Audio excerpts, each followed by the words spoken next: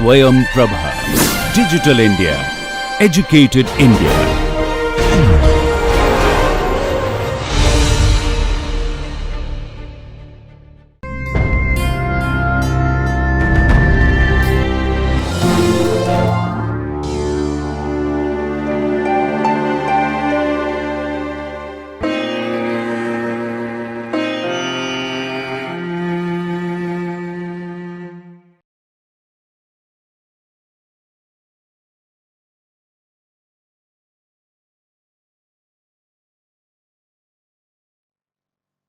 Hello, dear learners. I am Professor Jamia from IAC Faculty of Education, Jamia Millia Islamia. Today, I am going to discuss on the topic an introduction to learner as a psychosocial entity.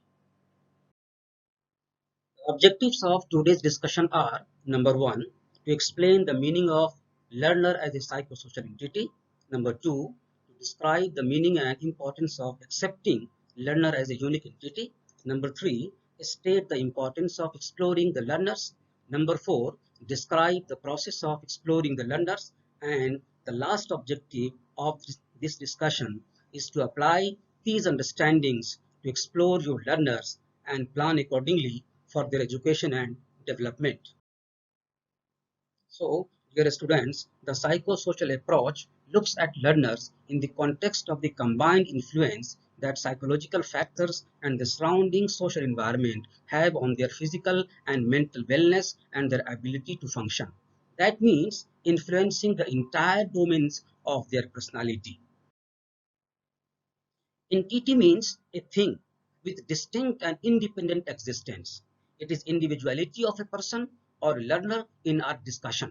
Each learner is unique in one or many ways. We as teachers need to accept that each learner is unique, try to explore and understand them, and prepare a course of action accordingly so that most of the learners are benefited, grow, and develop. The importance of exploring students infers that the teacher should know the students and their learning capacities and circumstances. It is very essential to know and make the learning condition better through different exercises, and this is the responsibility of the teacher, that they have to develop the enabling conditions for the learners to watch and relate what they have experienced during their regular day-to-day encounters. So, keeping in mind the end goal to get the best outcomes from available learning circumstances and to enable students to use their maximum capacity and abilities, it is vital to explore their students so that we can create a favorable condition for better growth, development, and learning of the children. Now, friends, we are trying to look at the various aspects on which different students differ from one another, and from where we can find out, we can search out, we can try to understand the uniqueness of each and every learner who are available in our class or in our school system. So first of all, look at the pattern of growth and development. You must have experienced, especially at primary school level or upper primary level or preschooling stage, each and every child has their own pattern of growth and development. There are certain children, there are some children who grow faster than the other. There are certain children who speaks at lower stage than the others. Hence, you will find that on many aspects of growth and development, they differ from one another. And all these aspects of growth and development has something to do with their education, with their learning, with their progress in education. Now come to the second important aspect, which is social aspects. You must be aware that there are some children who speaks very fast. There are certain children who are extrovert in nature. There are some children who are totally introvert and they don't want to mix with others. So if their students are not mixing with one another, how they can learn from each other? So mixing with one another is another very important aspect of the personality. Those children who are extrovert, those children who don't feel any kind of fear in interacting with teachers, with person in the society, with any other who are available in the school, the guests who are coming into the school or into their homes, into their residence, they are the children who grow and develop more than those who don't want to interact with others. So social transaction, you can say, or mixing with one another, mixing with each other in the classroom, one another in the classroom, mixing with the teacher, interaction with the seniors, interaction with the juniors, interaction with other members of the family and society is one of the most important factor influencing growth, development, and learning of the children. Then come to the another aspect which is also very important, and that is emotional aspects. There are certain students, there are certain people in our classroom, in our school setup, who are highly emotional. On the contrary, there are some students who are totally totally not influenced by whatever is happening in their surroundings, in their environment. So emotional development is another very important aspect, and you can find that children differ from one another on the aspect of their emotional maturity or emotional adjustment. Then the next important aspect is mental or intellectual or level of intelligence of the learners.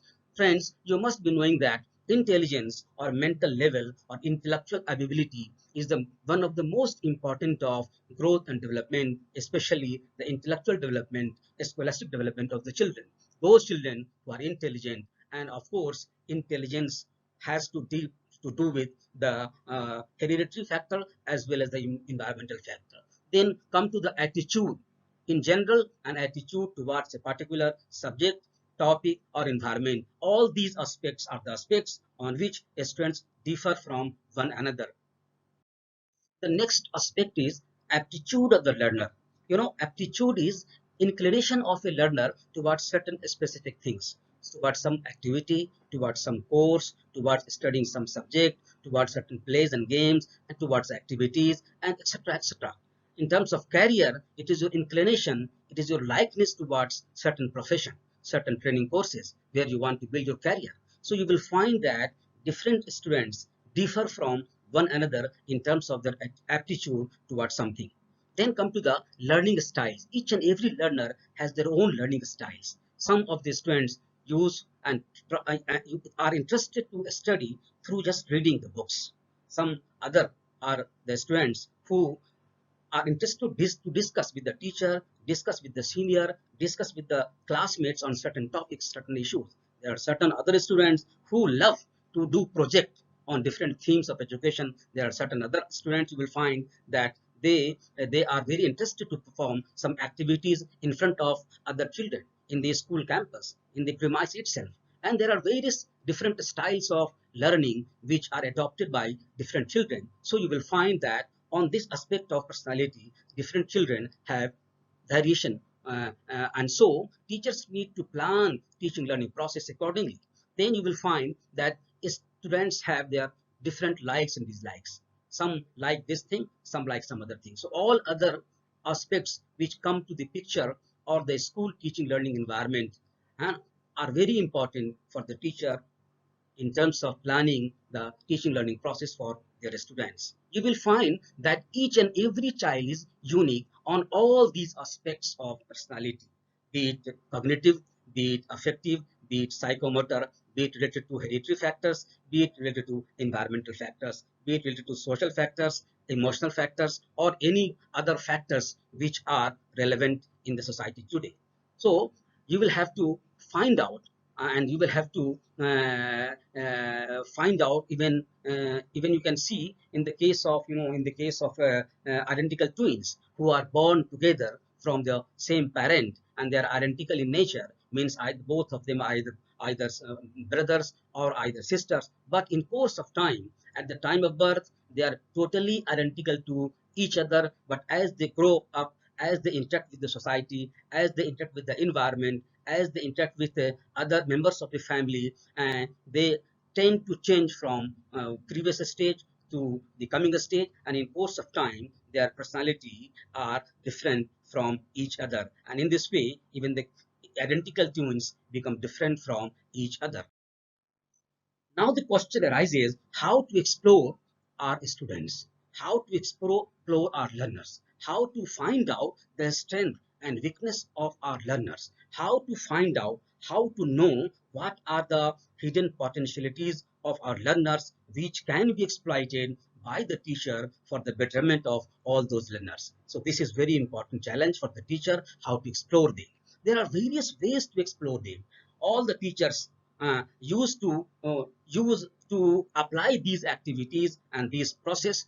Some important process I am discussing here. First of all, that you have to involve each and every learner of the classroom in teaching learning process. You can't avoid those students who are not interacting with you in the classroom.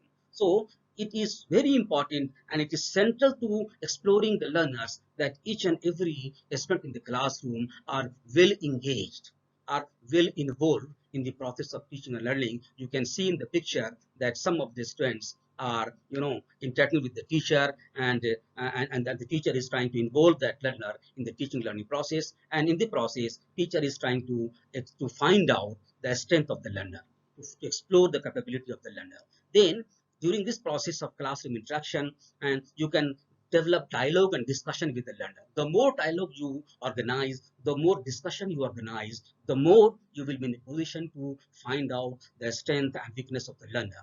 The more you engage the learners in the activities within the classroom or activities out of the classroom, activities within the school premises or activities out of the school premises in terms of educational tours or excursion or projects or certain kind of data collection, etc., etc. Through all these activities, you will not only be teaching them, but at the same time, you will be in a position to identify their strengths, identify their weakness, and exploring them, their potentialities. And through these exploration, you can build their career, you can put them on the right path, and you can build their career in a better way. There are other ways also to know about the learners. For example, plays, games, sports. You must have seen that many of the students are interested in sports. They used to play sports, participate in sports activities. But there are other students who simply enjoy watching others playing in the ground. And there are third category of students, those who don't want to play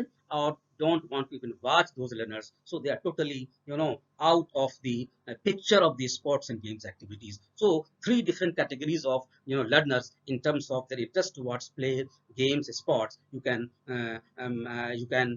see very easily in any school campus or any college campus.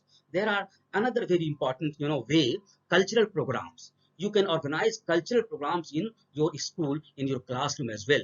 You must be aware that in your own class, in our class, we have observation that our class is a cultural classroom nowadays, and multiculturalism is one of the most important attribute of today's classroom, and multicultural atmosphere is needed to be, celebrated in the present scenario of India and the world. And if you have a multicultural classroom, for example, if you have children from northeastern state of India, if you have children from North India, if you have children from South India, if you have children from West India in your class, it means your class is multicultural, and you can organize cultural programs, cultural activities, and in those activities you can provide leadership to the children who are coming especially from different cultural backgrounds. In this way, you will be in a position to develop the leadership among those children, and you will be given the opportunity to other students of the class to know about one another's cultural background, one another's culture, and respect the culture of one another. And in this way you can develop national integration in your classroom, in your school environment. Then we have another very important, process of exploring the learners and teaching them and giving them the opportunity to learn a lot by celebrating days of importance. You can celebrate different days on different occasions, like 5th June you can use for World Environment Day. 24th October you can celebrate, UN Day of celebrations, when UN was established. So in this way you can celebrate different days as per different subjects, and in this way you can develop their interest, and in the process you can also explore their personalities.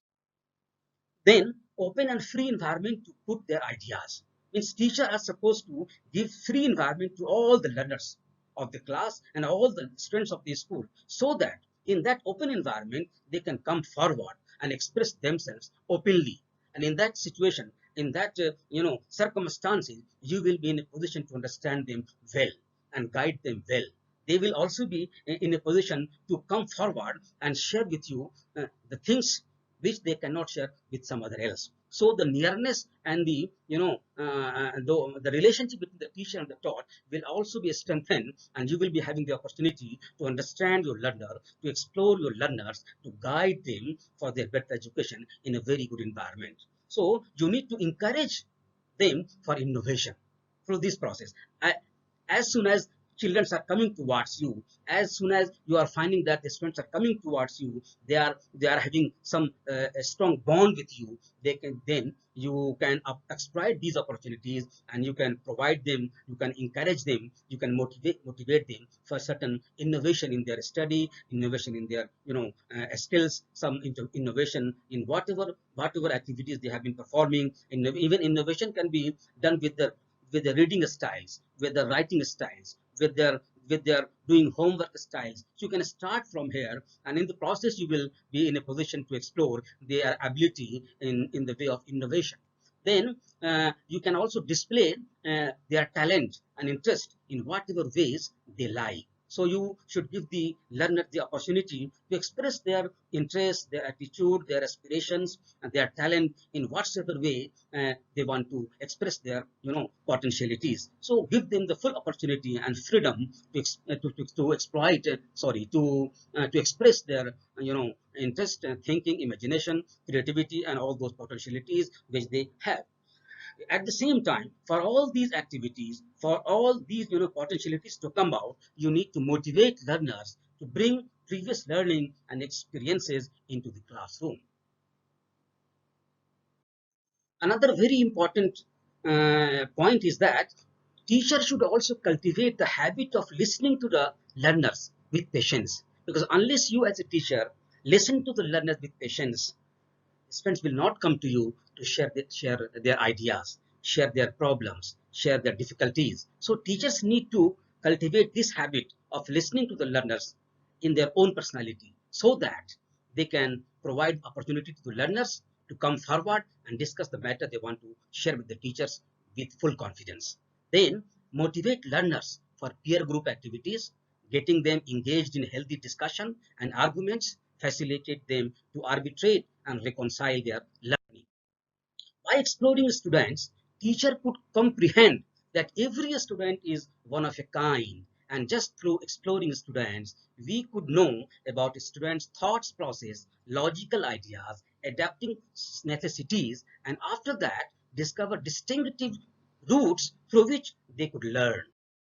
Exploring learners helps one understand how they are constructing their knowledge, and one could estimate their extent of learning, which helps not only to plan teaching learning experiences and processes, but also helps in creating useful learning situations.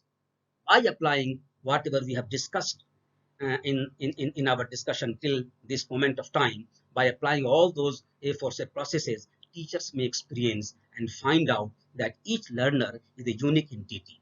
One should realize that not every student is same as the other. As an educator, one needs to comprehend and acknowledge the individual contrast among the students. The instructor, that is the teacher, need to discover varied approaches to instruct precisely the same content to different types of students in the class, since students come in the class with an extensive variety of backgrounds and instructive encounters.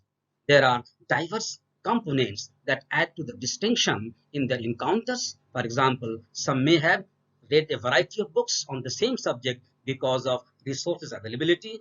On the other hand, some may not have books at all. Some may have prior knowledge on the topic.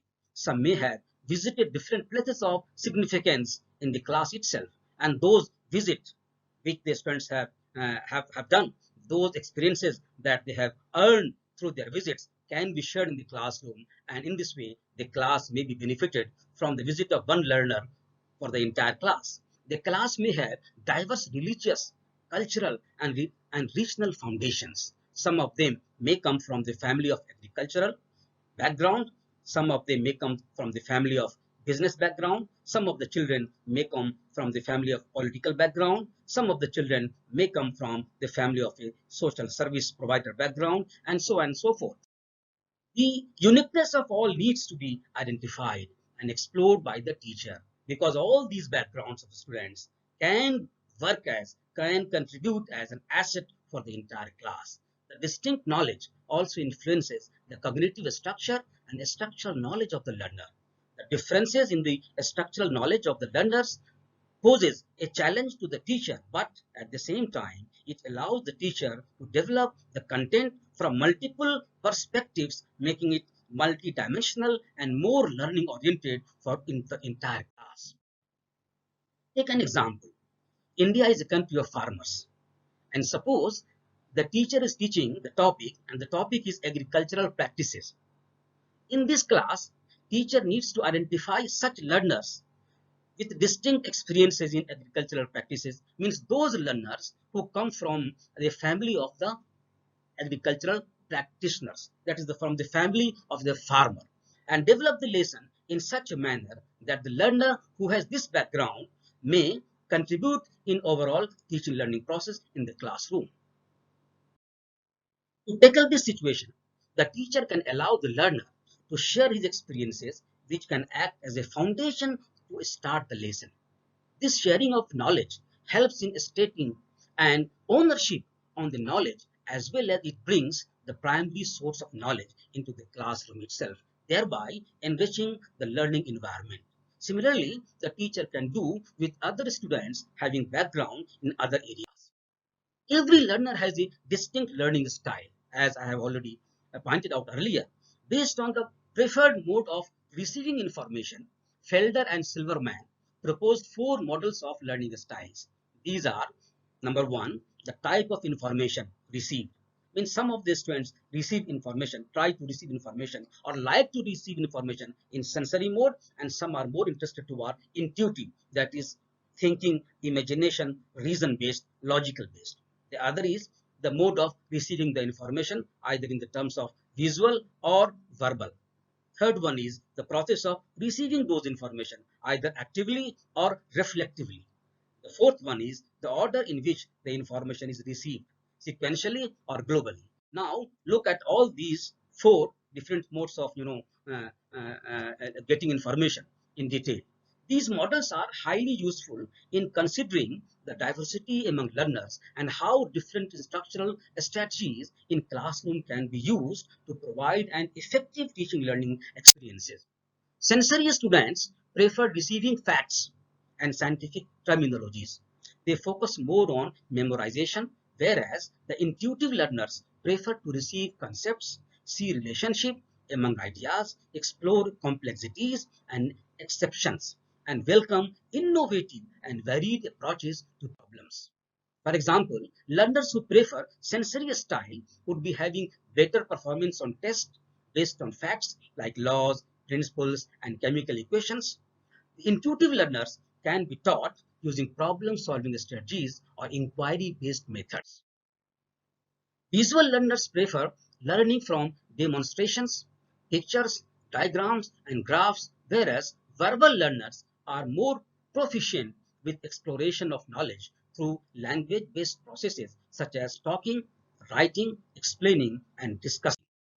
For example, in a classroom, there is a huge content for visual learners through the use of technology.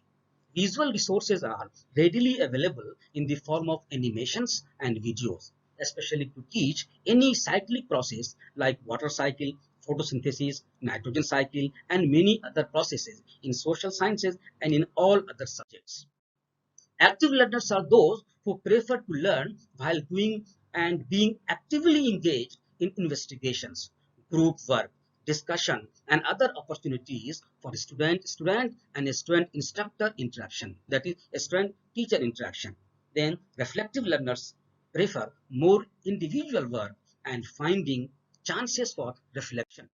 Now the teachers required to provide these facilities to the learners. Whosoever learner is available in the class and whatever mode of receiving information they like, they can easily grasp those information. So teacher need to be multidimensional, multitasker, and providing opportunities in multidimensional way so that each and every learner can grasp those information in their own styles, in their own preferred styles, and in their own preferred ways. Now come to the sequential learners.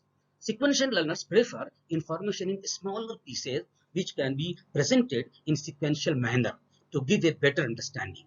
These learners excel in traditional courses which are based on sequential building of concepts, whereas global learners operate in an opposite manner, preferring to establish an overview of the larger concepts followed by the ideas with smaller details. However, there is a possibility that global learners could fail to grasp the larger picture, which is essential for the sake of knowledge building due to being engaged in the minute facts and detailing. Remember, motivating learners to bring their previous experiences into the classroom is one of the most important attribute for teaching as well as learning. So teachers need to motivate learners to bring their experiences, their previous knowledge, their day-to-day interaction with the community, with the society into the classroom. Then the secret of learning, we must remember that the secret of learning is the first step towards success in teaching, and that is making students ready, motivated, enthusiastic, curious to learn. And you need to encourage learners to raise and ask questions. You can see in the picture that students, and these are the people teachers who are pursuing DLED and BEd from certain institute of teacher training. They are trying to test a hypothesis on their own with their cooperative efforts, and in this process they are highly motivated, they are encouraged, and teacher support is always there with them. Creating the habit of listening to the learner is another very important aspect of all the entire process that already we have took up in earlier slides. Involving learners through dialogue, discussion, and argumentation is another very important factor in the entire teaching learning process, and the entire process of exploring the learners, and the entire process of knowing the uniqueness of each and every learner of your class. Negotiating and mediating the learning helps developing interest, self-esteem, self-concept, self-confidence, critical thinking, and listening skills of the learners. They feel a sense of responsibility, sense of achievement, and satisfaction in them. Now, dear friends, here I am giving you a note for you. So you should take a note. As a teacher, ask yourself, do you know each of your students in the classroom? If yes, list out their strengths, weaknesses, and uniqueness among all your students. If you are able to do this, you can be a great teacher. If you have not done till date, or not able to do this, or not thought about this, then you may not be a professional in teaching and require to nurture it in your own personal. So friends, we have learned a lot. Some of the important points of our this discussion is knowing the learner is the foremost task of the teacher. Number two, each learner is different on some or the other aspects. This must be kept in our mind as a teacher, because each learner is totally different in terms of their personality, such as learning styles, so their interest, their attitude, their likes, their dislikes, their cognitive, affective, and psychomotor abilities, and so on. This is why we call each learner as a unique entity, and we need to take care of each of them during the teaching learning process and plan our transactional strategies accordingly. With this, I thank you all and wish you to interact with you in the next presentation. Thank you so much.